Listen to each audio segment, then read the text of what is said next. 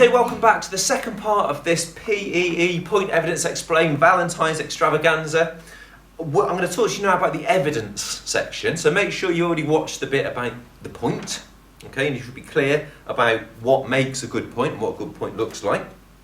Right, evidence then is, generally speaking, the quotation which you take from the text, that it might be called direct textual reference, the bit of the poem or the play or the novel that you want to use to prove your point.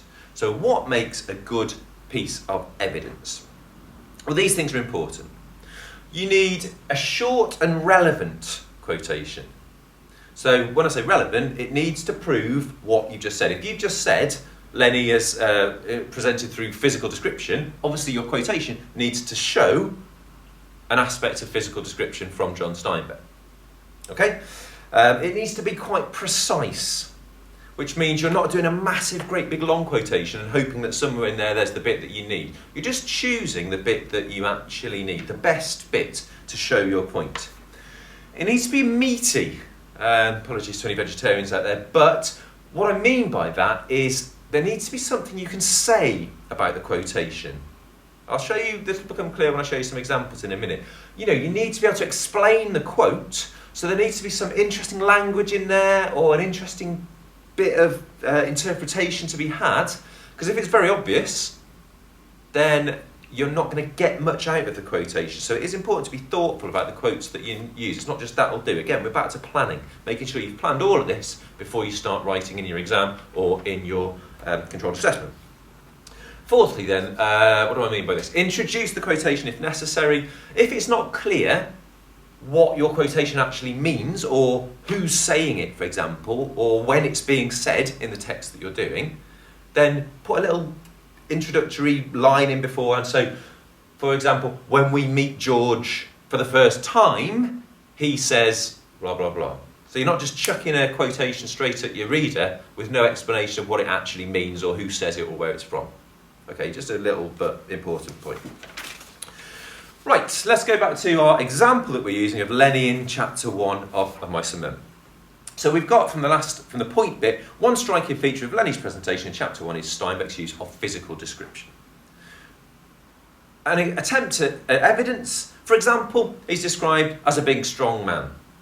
A big strong man. Now, is that any good? Does it fit what we've just said it needs to fit? Not really. It's not a quotation. There's no quotation marks. It's not directly from the text. It's not, Steinbeck didn't write that. He's a big, strong man.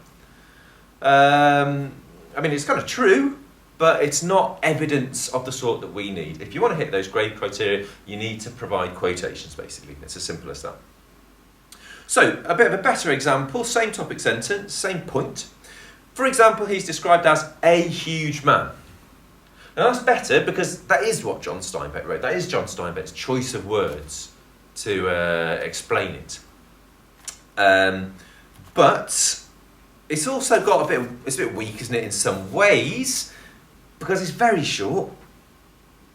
And I just said short's okay, but I suppose this shows the point about, it's not very meaty, is it? What are you going to say about that quotation? Oh yeah, this shows he's big. You're kind of into not a dark alley, a cul-de-sac. I don't know why I'm bringing in metaphors here to make it unclear. That quote, there's not much to say about that quotation, right? So that's a problem. Move on. Thirdly, what about this example? For example, he's described as a huge man, shapeless of face, with large pale eyes, with wide sloping shoulders, and he walked heavily, dragging his feet a little, the way a bear drags his paws. Now it's gone to the other extreme, hasn't it? It's better because there's much more to say about the quotation, but it's also not very precise. It goes on for a long time, and it's going to be difficult for you to be very precise about that. There's a tendency sometimes for students to just write massive quotations, and that, in an exam, that's a total disaster because you're just wasting time. Okay, so that's an example of a quotation really that is a bit too long. You need to kind of cut it down. So, what about this one? One striking feature, blah, blah, blah. For example, he's described as a huge man, shapeless of face, with large, pale eyes. Now we're talking. That's about that's about right, I would say, for a decent piece of evidence, because there's things that we can explain about that, but it's a nice kind of precise quotation.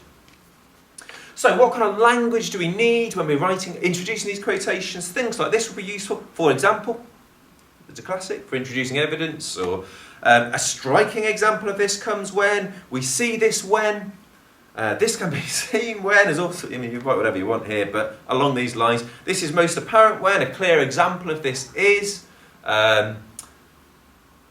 these sorts of things. To introduce your quote, okay, put it in quote marks, put a full stop at the end. Right, so we've had a full stop at the end of our point, we've got a full stop at the end of our evidence, and then you're about ready to move on to your explain bit of your paragraph. Just thinking, is there anything else I need to say about that? I think that just about covers it. So, we're looking for evidence which is short and relevant, which is precise, which is meaty, it's got stuff you can say about it, and introduce the quotation if necessary. And I'll now have a crack at doing the explain video, which will talk to you about how to explain this quotation to get the most marks out of it, or to get the most sophisticated analysis and make yourself feel that you're being a really successful student of English, and that you're able to analyse this language in a really creative and exciting way.